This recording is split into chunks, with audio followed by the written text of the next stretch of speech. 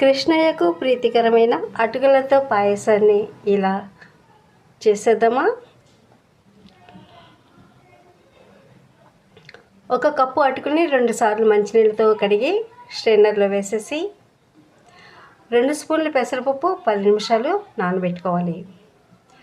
Stove on చేసి గిన్నె పెట్టి 2 చెంచాలు నెయ్యి వేసి డ్రై ఫ్రూట్స్ని వేసి గోల్డెన్ కలర్ వచ్చినంత వరకు వేయించుకుని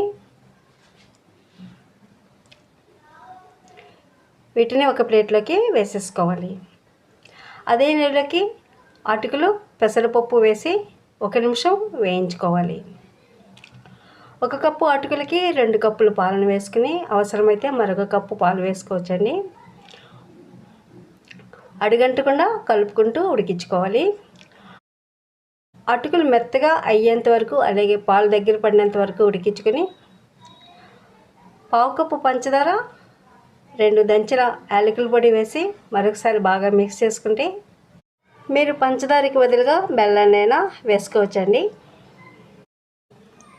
ఈ పాయసాన్ని బౌల్లోకి వేసేసుకుని డ్రై ఫ్రూట్స్ వేసేసుకుంటే కమ్మనైన అటుకుల పాయసం రెడీ.